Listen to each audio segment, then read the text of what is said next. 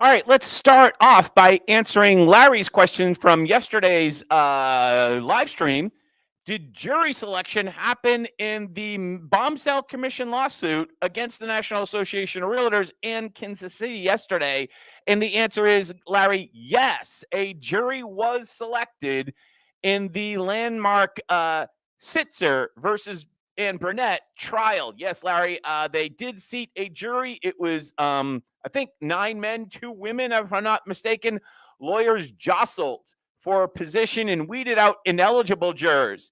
Apparently, they had a number of people that were actually members of the class action parties. So they had to get rid of a bunch of people that were in the jury pool. There were 80 people in the jury pool. They had to get rid of a bunch of people that were actually a party to the case because they sold a house in Missouri back sometime since now in the last decade or so.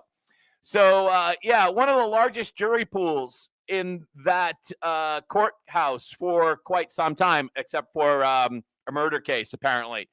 By the end of the day, 9 people were selected, 7 men and 2 women. Bo asked the assembled potential jurors not to consider any outside information about the case and not to discuss the facts of the case with anyone during the trial. That's normal kind of request. The process will be made more complicated by the national attention. And of course, because everyone's watching this live stream, right? That's probably why all the jurors, everybody watches this live stream. Thank you, by the way, for joining us this morning. I see a couple of you on there. Thank you so much. The Wall Street Journal ran a fiery editorial. We're going to get to this in today's live stream related to the case on Monday, which was discussed in court. Wow. It referred to the realtors as a cartel, and made it appear as if the plaintiffs were already winning. Maybe that's because the plaintiffs are already winning. Could it be because the plaintiffs are already winning?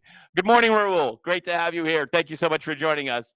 By the way, we also are getting retail sales coming out this morning, and I'm really happy to be with you. My name's Jack from Jack Gately Real Estate and the Online Real Estate Academy. Let's see if we have retail sales coming out this morning. I don't see the numbers quite yet. But we'll get back to that in this case. Whoop. I am trying to run a business here. Sorry about that.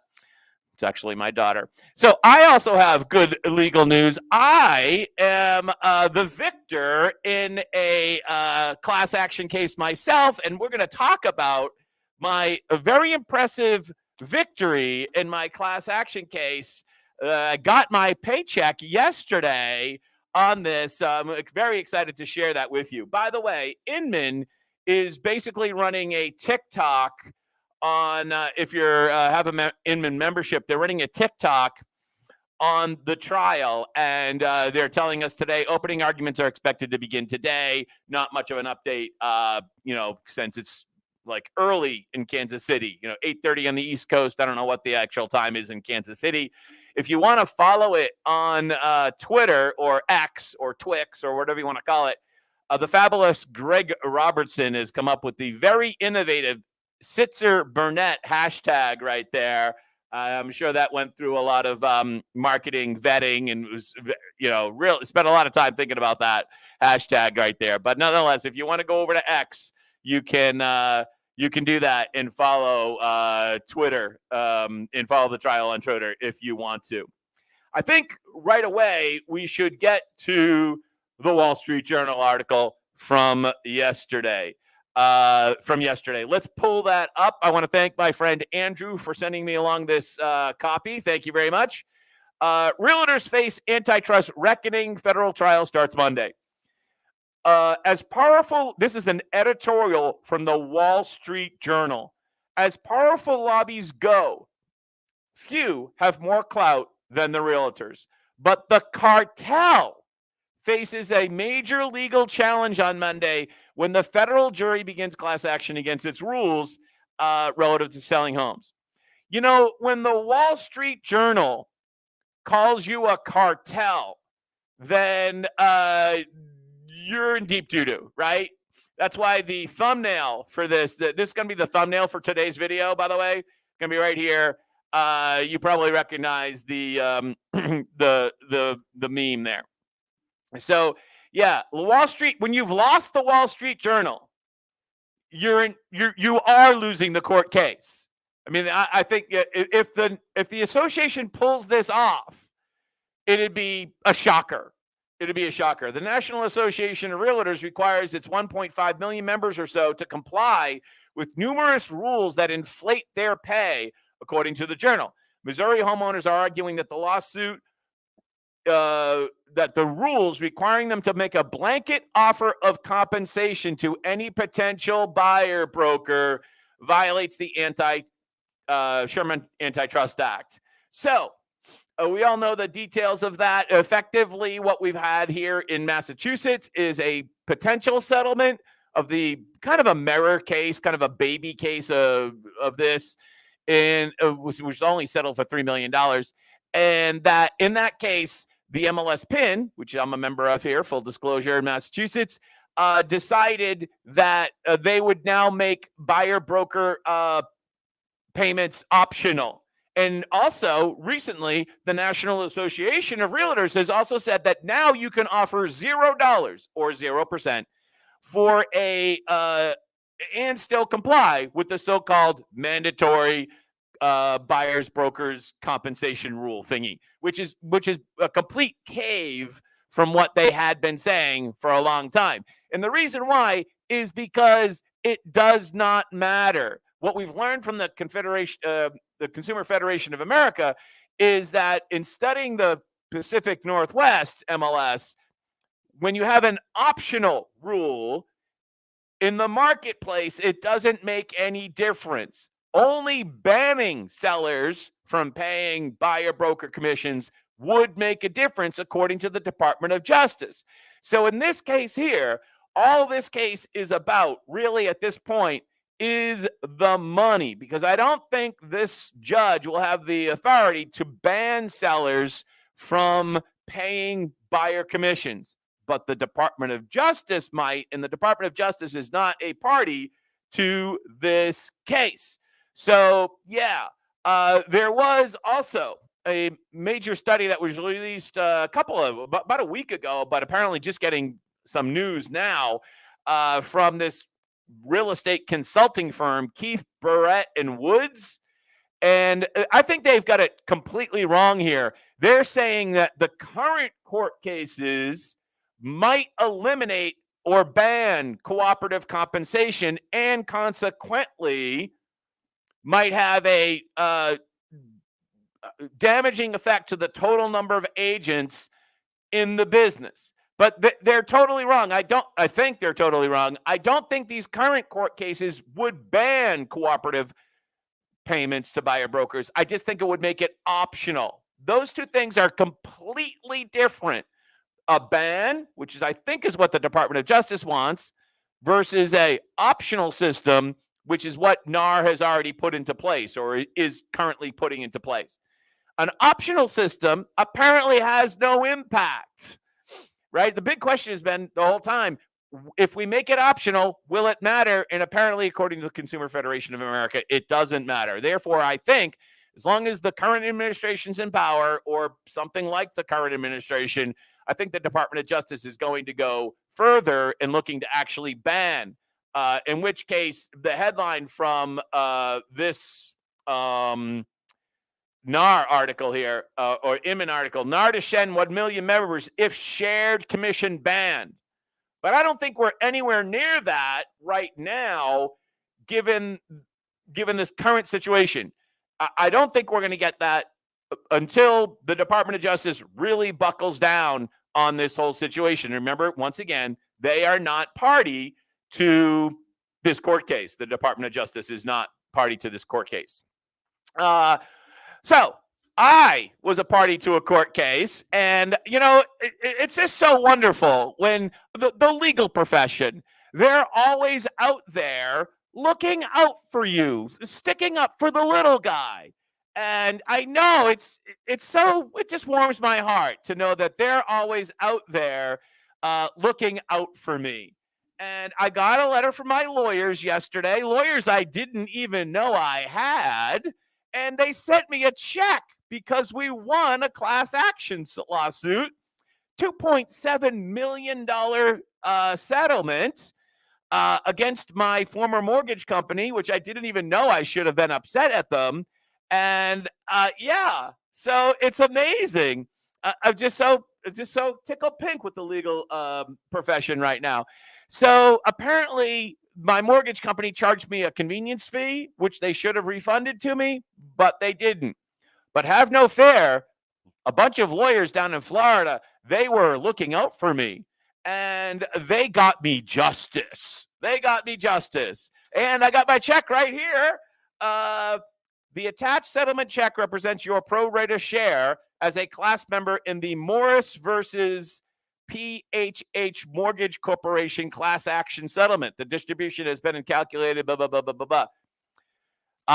This is just amazing. It's also just amazing how much productivity and how much value lawyers add to society through class action lawsuits like the one we started off talking about today. I got a check for $3.31. $3.31. I don't know if you can see that there. $3.31. Because I won the class action lawsuit, which I didn't even know I was a part of. So I don't think that buys a gallon of gas. And I don't even know if it's worthy of my time to even sign it. If anything, the most value I got out of that was able to talk about it here on the live stream. Crazy, right? I didn't even know I was part of the stupid settlement. Which I guess the big point of that is that since NAR has already caved on the cooperating commission rule, the only thing that can really come out of this case in Kansas City is a major financial settlement for the plaintiffs. And who's really going to win on that?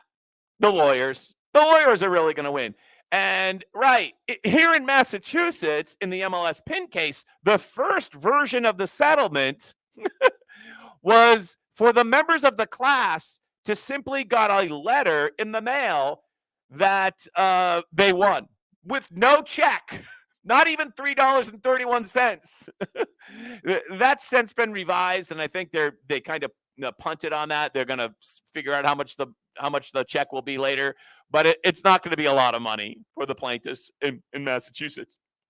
It might be a lot of money for the plaintiffs in Missouri, because this settlement is going to be possibly $5 billion. And if you triple that, $15 billion.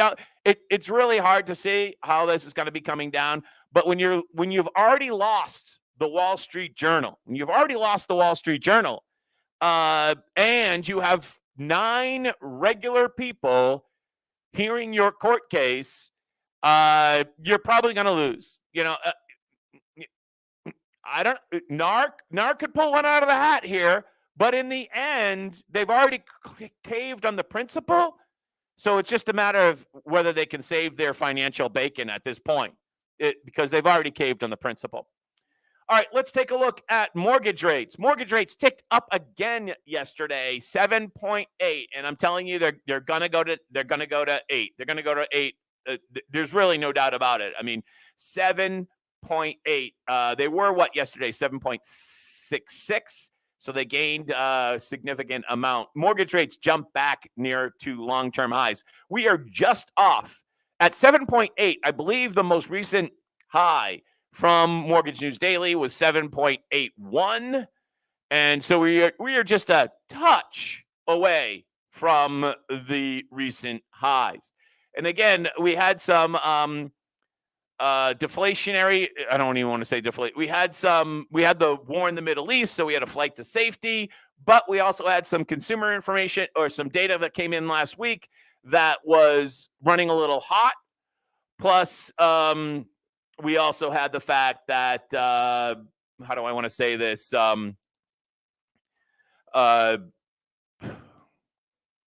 U.S. government spending is not going away, right? That's the number one thing that is not stopping at all. Let's just see if we have the consumer numbers. In the big picture, it's a Wall Street. It's the wall.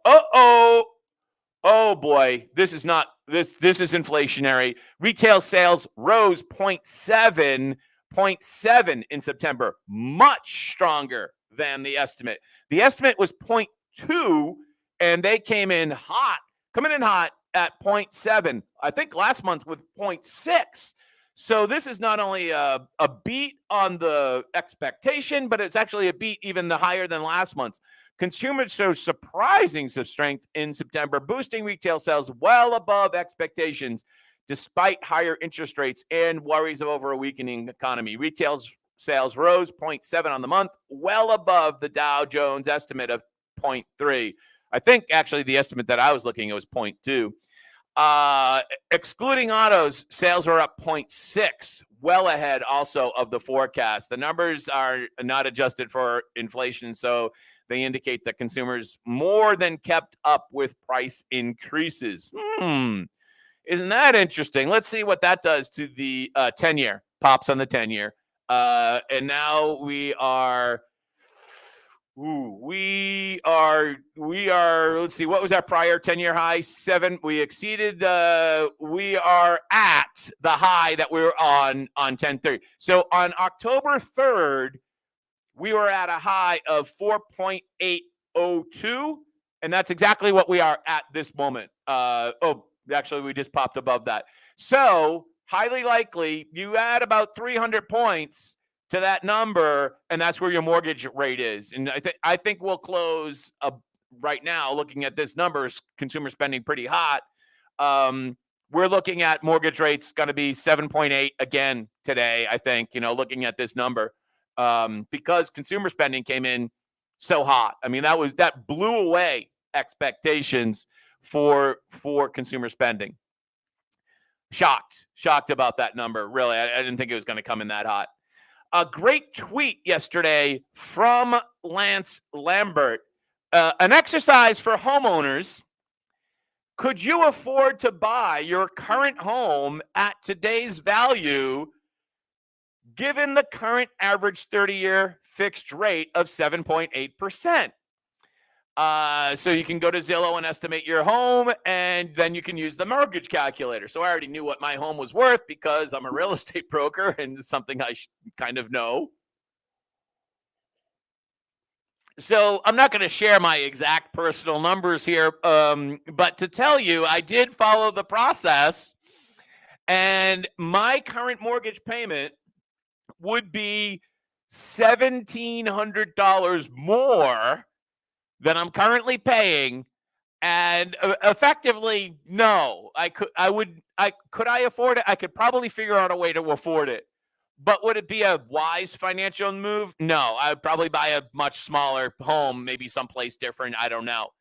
The exercise speaks to both the deterioration of the housing affordability while also the benefits of home ownership / fixed debt.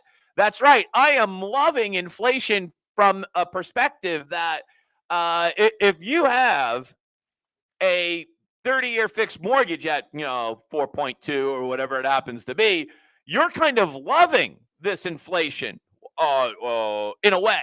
Why? Because you're paying your debt back with cheaper dollars. You're paying your debt back with cheaper dollars. Yeah, so that's called winning. Like I won my court case today, $3.31. That doesn't even buy a gallon of gas, does it? Or a cup of coffee. Not that I drink coffee. I have my Bigelow Earl Grey tea here. I should be sponsored by Bigelow, don't you think? So this is devastating. So once again, if you have fixed debt at a low percentage rate, and inflation goes up, you win. And because your value probably goes up and you're paying back cheaper dollars, right? That's economics 101. People that don't understand economics 101 is my old favorite company, WeWork. They are clinging to life. And I've been a WeWork member since 2014. I think I took a year off somewhere in the middle, but basically I've been a WeWork member for almost a decade. And I really have enjoyed the experience and being a member of WeWork.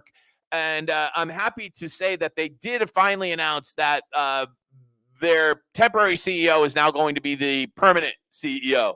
And this has major implications for commercial real estate, because if WeWork closes and literally they go out of business and lock the door, and default on all of this property that they've leased in cities all over the country, all over the world, that is going to be a huge commercial real estate failure, a disaster. Plus, obviously, it would be a major inconvenience for me. But aside from that, it's not something that anybody wants. You don't want to see failure. On the other hand, one of the reasons why WeWork was funded to the limit was from irrational exuberance given through low interest rates. So WeWork is a perfect example of what some economists would call a malinvestment, made possible when interest rates are, the cost of borrowing is so low that your risk tolerance goes way up. And we see this with the dot-com bubble of the late 90s, and now we're seeing it with WeWork now. It's an old, tried and true story. When money is so cheap to borrow, then people start investing where they shouldn't. So I know a lot of you on the web on the webinar, on the call today, or whatever this thing is, whatever this thing is on the live stream today, are not used to 8% mortgage rates, but understand that's much more like normal from a historic perspective. And I know that a lot of you have lived your entire life at 4.5, 5.1, 3.2, or whatever. But 8% is kind of more like the normal when you look at it over 40, 50, 60 years. All right, let's see if we have any comments. Very good morning to you again, Raul. And I think that is a wrap. We're going to keep you up to date. I don't know where I'm going to spend my $3.31 from my settlement. But as my grandmother said, don't spend it all in one place. Although I think that might be a little bit of a challenge. Where can I actually spend $3.31? Maybe I'll buy something for myself today. I don't know. All right. Hey, have a great day. Go make some money. And we'll talk to you tomorrow at 8:30 a.m. Eastern. Have a great day. Bye-bye.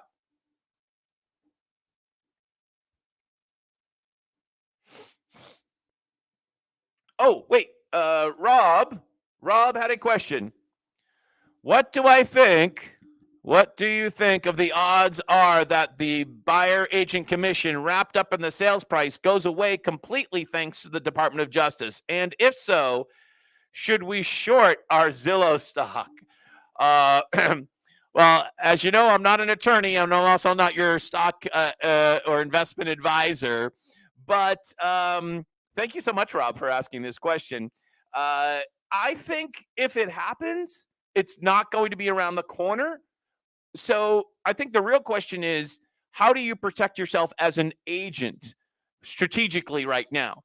And I've made some comments on this in the past. And I think what you really need to do is start to market yourself towards sellers and stop marketing towards buyers.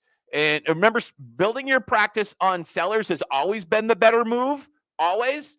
And if you're marketing towards buyers right now, you're going to want to drop that and reinvent yourself as a seller's listing agent. As a listing agent, you got to become a listing machine. That's where things appear to be going, and also that's a fairly safe strategy to begin with. So, thank you so much for asking this question, Rob. I don't think it will be anytime soon, but I do think if the administration stays the same, so the impact of the 2024 election, if that stays basically the same administration that we have now, then I think the Department of Justice will have free reign to go make that change. If the administration changes from the current party to the other party was easier on the realtors than the existing administration. So I think a lot hinges on this upcoming election. To protect yourself strategically, you want to start marketing to sellers. So hopefully that answers your question. Thank you so much, Rob, I think that was Rob. Yeah, thanks so much, Rob. And as far as buying stock in Zillow, yeah, I'm not your investment advice. I'm the last person you want to take investment advice from. All right, so thank you very much. I love those questions. You have a great day.